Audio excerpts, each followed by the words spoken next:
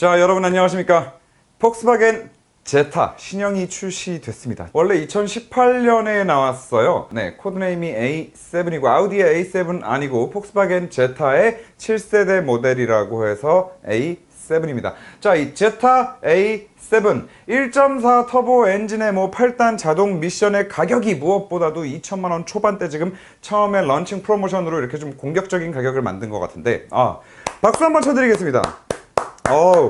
이렇게 해야지. 이런 게 바로 제가 아우디 리뷰 때 말씀을 드렸던 그 디젤게이트 사건 때문에 오랫동안 차를 타고 싶어도 구매해주고 싶어도 못했던 기다려왔던 많은 폭스바겐과 아우디를 사랑하는 고객들에게 팬 서비스를 제대로 하는데 그런 모습 아니겠습니까? 2천만 원 초반대에 얼마나 좋습니까? 자, 이 제타가 한 가지 재미있는 게 이번에 이 A7 모델 같은 경우에는 분명히 독일 세단인데 독일에서는 판매하지 않아요. 유럽에서도 판매하지 않습니다. 멕시코에서 생산이 돼서 미국 타겟으로 나온 차량이고, 그 차량이 지금 한국에도 그대로 들어오는 겁니다. 자세한 크기나 이런 것들은 홈페이지에 잘 설명이 되어 있으니까 이런 것들 보시면 될 것 같고, 오늘 저는 제 기준에서 일단 지금 스펙들과 사진들과 기존의 경험들을 바탕으로 말씀드릴 수 있는 것만 몇 가지 말씀을 드릴게요. 자, 일단 첫 번째, 칭찬해주고 싶은 거, 대단히 칭찬해주고 싶은 게 있습니다. 이런 보급형 세단에 DSG, 듀얼 클러치 미션 어울리지 않습니다. 특히나 가다서다 반복이 굉장히 많은 우리나라에서. 자, 그런데 굉장히 칭찬해줄 만한 트랜스미션이 들어갔죠.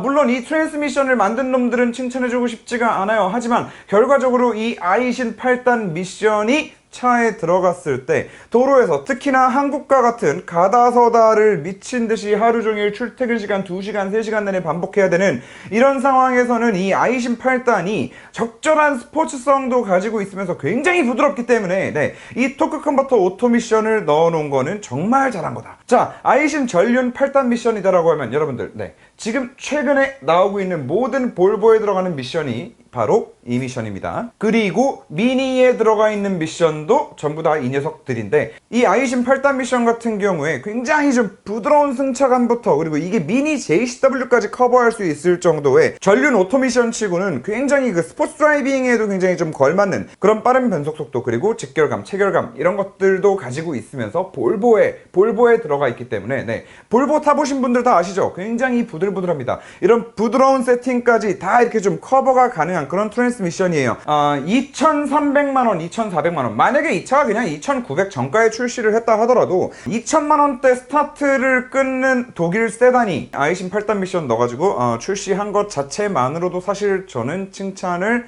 해주고 싶어요. 자, 트랜스미션은 워낙에 검증되고 좋은 트랜스미션이 들어갔기 때문에 아반떼랑 비교하시는 분들 많더라고요. 지금 아반떼 같은 경우에 노멀 모델 같은 경우에는 CVT 미션이 들어가 있고, 그리고 그 윗급 N9에 들어가면 이제 듀얼 클러치가 들어가기도 하는데, 지금 이 제타나 아반떼, 소나타 이런 차종들 그레이드에서는 가장 좋은 미션 중 하나다, 이렇게 얘기할 수 있기 때문에 이 트랜스미션 때문에라도 저는 아반떼랑 요거랑 놓고 본다라고 하면은 제타로 갈 것 같아요. 자, 엔진 같은 경우에는 사실 대단한 거는 없어요. EA211, EA211이라는 코드네임의 엔진이 들어가 있는데 2011년부터 시작해가지고 폭스바겐 그룹에서 굉장히 많이 사용하던 그런 엔진이에요. 이 똑같은 엔진으로 3기통 만들어서 1000cc짜리 엔진도 있고요. 그리고 1.2 4기통도 있고요. 1.4 4기통도 있고, 이 EA211 엔진을 가지고 살짝 변형해서 굉장히 많은 차종에 사용을 해왔습니다. 한 가지 아쉬운 거는 이 EA211 에보라고 해서 신형 엔진이 나왔어요. 물론 이 211 모델을 바탕으로 하는 신형 엔진이긴 하지만 아쉽게도 그 엔진이 들어가지는 않았다. 그리고 그냥 일반적으로 우리가 알고 있는 그냥 GDI의 터보 엔진이에요. 소음 좀 있고요. 딱히 대단하지도 딱히 굉장히 나쁘지도 않은 그런 출력을 가지고 있는 그런 엔진이고, 언제나 중요한 것은 엔진도 중요하지만 이 녀석을 결국에 바퀴의 힘을 어떻게 전달을 해주느냐, 얼마나 부드럽게 전달을 해주느냐에 굉장히 지대한 역할을 하는 트랜스미션이 굉장히 중요합니다. 그런데 이 그냥 준수했던 엔진에, 준수한 출력의 그런 엔진에다가, 그리고 항상 우리가 하는 말, 이 사골 엔진들은 우리가 좋게 표현하는 방법이 있죠. 그만큼 검증된 엔진이다 아무튼 그런 엔진이기는 한데 뭐 트랜스미션이 워낙에 좋기 때문에 네, 뭐 엔진 관련해서는 뭐 그냥 준수하다 정도로 네, 준수하다 이렇게 말씀드리고 넘어갈 수 있겠어요. 자, 그 다음은 이제 뭐 옵션이나 아니면 실내 거주성과 관련된 내용들을 좀 말씀을 드릴 수밖에 없을 것 같은데, 그 제가 리뷰를 하기 위해서 이 차 저 차를 계속 타고 다니고 이렇게 하다 보면은 굉장히 이제 거슬리는 것 중 하나가, 특히나 현대기아차, 특히나 현대기아에서도 그러니까 좀 굉장히 많이 거슬리는 것 중 하나가 이 파워 윈도우거든요. 네, 이 파워 윈도우 왜 뒷자리에 안 넣어놓냐, 이거 돈 얼마 한다고 좀 넣어라 제발, 막 욕을 하면은 이런 댓글도 많이 달려요. 야, 파워 윈도우를 안 넣어 놓는 거는 뒷자리에 아이가 탔을 때 아이가 혹시라도 머리가 끼거나 손이 끼거나 그런 어린이들과 관련된 안전 문제가 발생할 수 있기 때문에 현대가 아이들의 안전을 위해서 일부러 뒷자리에 파워 윈도우를 빼놓은 거야 라고 말씀하시는 분들이 있는데, 자, 아무튼 저는 파워 윈도우를 굉장히 중요하게 생각을 하는데, 아반떼 같은 경우에 뭐 N9은 모르겠는데 일반 1.6 NA 엔진 같은 경우에는 풀옵션 모델을 구매를 하신다 하더라도 파워 윈도우가 운전석에만 달려있는 흉측한 모습을 보실 수 있다. 자, 하지만 같은 가격에 아이신 8단 미션이 들어가 있는 나름대로 폭스바겐 뭐 유럽에서 팔고 있지는 않지만 그래도 뭐 독일 브랜드니까 그냥 독일 세단이라고 해주자. 독일 세단에 2,300만 원에 구매할 수 있는 2천만 원대 차량이 전자석 파워 윈도우. 그러니까 사실 이게 너무나 지극히 정상적인 거죠. 제대로 된 브랜드라면 파워 윈도우를 아무리 낮은 그레이드더라도 넣으려면 다 넣어주는 게 맞다라고 생각을 하지, 어떻게 운전석에만 자꾸 넣어놓을 생각을 하는지. 자, 아무튼 뭐 그런 부분 굉장히 좀 기본기에 충실한 그런 모습을 볼 수 있다. 자, 그리고 제가 자동차 리뷰를 하면서 또 트랜스미션, 엔진, 그리고 승차감, 그 다음에 뭐 에어 서스펜션이 있니 없니 뭐 그런 다음으로 또 제가 굉장히 크게 집착하는 것 중 하나가 바로 컵홀더입니다.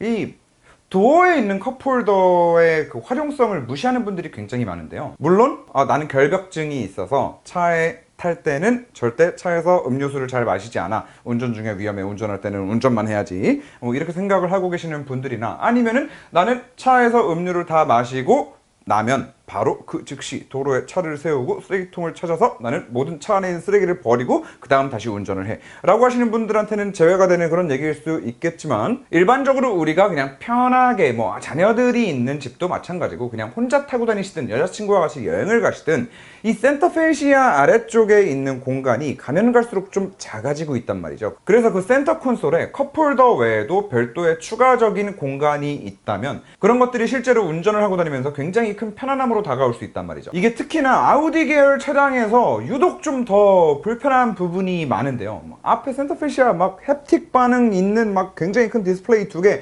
이 센터 인포테인먼트로 들어가 있고 너무나 보기 그럴싸하죠. 그런데 진짜 이 센터 콘솔에 수납할 수 있는 공간이 딱 컵홀더 2개예요. 컵홀더 2개 놓고 나면 지갑이며 차키며 휴대폰이며 뭐 하다못해 컵도 딱 2개만 꽂으라는 법이 어디 있어요. 하나 마시다가 이거 다 마시고 나면은 다음 휴게소에서 하나 더 마실 수도 있는 거고, 그러면은 이 다 먹은 테이크아웃 컵 하나 어디다가 제대로 놓을 공간이 없는 거죠. 아니면 자녀분들이 있으셔서 차 안에 물티슈가 항상 비치되어 있어야 하는 뭐 그런 차량이라던가, 혹은 꼭 자녀분들 때문이 아니더라도 요즘에는 또 가뜩이나 코로나 때문에 차량 안에도 손소독제 놓고 사용하시는 분들 굉장히 많잖아요. 아니면 손소독 물티슈나 이런 거 하나 제대로 놓을 공간이 없는 거예요. 그거 하나 놓는 순간 내 차에 정말 유일한 수납 공간이라고 할 수 있는 그 컵홀더 2개 중 하나가 그냥 고정으로 하나 없어져 버리는 거거든요. 옆자리에 타 있는 사람하고 음료수 한 2번만 사 먹어도, 혹은 하루 종일 외근을 다니면서 여기서도 커피 한 잔 얻어먹고 저기서도 한 잔 얻어먹고 뭐도 하나 사놓고 물도 하나 꽂아놓고 이렇게 하시는 분들한테는 진짜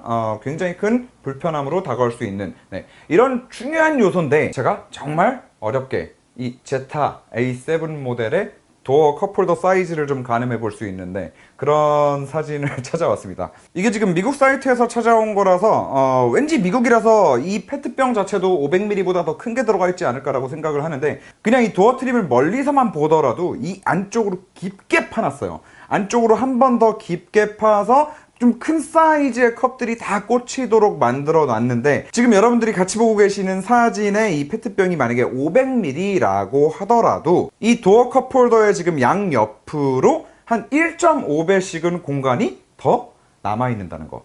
자, 이 정도 사이즈 되면 네, 도어에도 테이크아웃 컵이 꽂힐 뿐만 아니라 만약에 물티슈를 꽂든 손 소독제를 꽂든 네, 이 공간을 충분히 활용할 수 있게 된다. 이렇게 데일리카로 타고 다니고 패밀리카로 타고 다녀야 되는 이런 중형 세단들에서는 아반떼도 마찬가지고 굉장히 사소하고 디테일할 수 있으나 실제 운전을 하고 사용하면서 굉장히 큰 불편함으로 다가오기도 하고 굉장히 큰 편안함으로 다가오기도 하는 네, 그런 디테일한 요소라고 할 수 있겠습니다. 자, 그래서 기본적으로 컵홀더 2개가 들어가 있고 그리고 센터 콘솔 기어 노브 앞쪽으로 네, 수납 공간 또 있고 이 도어의 수납 공간이 너무 크다.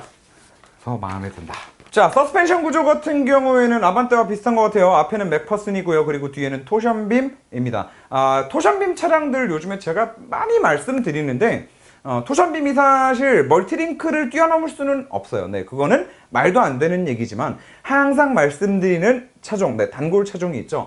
푸조 같은 경우에는 와, 토션빔을 욕하면 안 되겠구나라는 생각을 바로 좀 들게 하는, 토션빔도 어떻게 세팅을 하느냐에 따라서 얼마든지 좋은 부드러운 승차감을 만들어주기도 합니다. 그래서 대표적으로 토션빔임에도 불구하고 승차감을 칭찬했던 차종이 아반떼 CN7 그리고 푸조 3008, 르노 XM3 요 정도 되겠습니다. 자, 하지만 제가 이 차를 아직 타본 건 아니기 때문에 요즘 나오는 토션빔들이 다 너무 좋으니까 뭐 얘도 준수하지 않을까? 토션빔이긴 하지만 라는 그냥 유추만 한번 해보는 거고. 자, 그럼 여기까지 말씀드렸으면은 같은 가격대에 뭐 일단 할인받은 가격 기준으로 2300, 2400 기준, 요 2300, 2400 가격 기준으로 해서 아반떼가 더 나은 건 뭐냐? 바로 옵션이겠죠? 일단 뭐 인포테인먼트 쪽 관련해서는 현대의 압승일 수밖에 없습니다. 디스플레이의 터치감부터 시작해서 모든 것들이 다 압승이다. 하지만 그 현대가 가지고 있는 최고의 무기는 사실 그 순정 내비게이션인데, 지금 이 제타가 안드로이드 오토, 애플 카플레이가 지금 다 지원이 되기 때문에 이 아반떼 인포테인먼트가 가지고 있는 장점이 조금은 희석되지 않았을까, 네, 그렇게 생각을 해보고요. 와, 제타 어떻게 이거 통풍 시트까지 넣어서 이 가격에 팔 생각을 했을까? 이건 진짜 너무 칭찬해줄 게 많아요.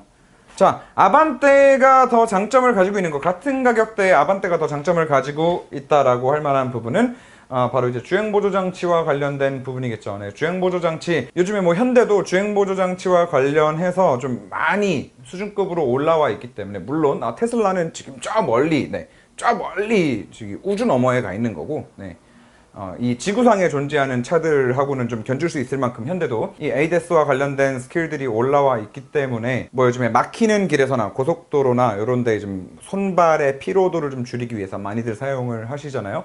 네, 그런 차원에서 봤을 때 이 제타에는 차간거리 유지만 가능한 그냥 크루즈 컨트롤, 스마트 크루즈 컨트롤이 들어가 있다라는 거. 네, 요거는 조금 이제 가장 제타의 치명적인 단점이 아닐까. 아반떼 같은 가격대 차종이랑 비교했을 때 말입니다. 자, 여러분, 폭스바겐 제타 구매를 고려하시는 분들, 관심이 있으신 분들, 제가 말씀드리는 부분도 구매하실 때 잘 포인트 잡으셔가지고, 제가 뭐 이런 얘기를 했으니까 이게 정답이 아니라 저 새끼는 그렇게 생각을 하는구나, 그러면 나도 그런 부분을 한번 좀 유심히 살펴볼까? 라는 정도까지만 생각을 해주시고, 자, 첫 번째 트랜스미션, 오토 8단 미션, 아이신 미션, 요거는 검증된 미션이다라는 거. 두 번째, 도어 쪽에 있는 컵홀더가 커서 진짜 너무너무 좋다. 세 번째, 전자석 파워 윈도우, 아반떼는 없다. 네 번째는 토션빔, 아직 안 타봐서 모르겠지만 요즘 토션빔은 예전 같지는 않다. SM6 같지는 않다. 심지어 SM6 동생인 XM3도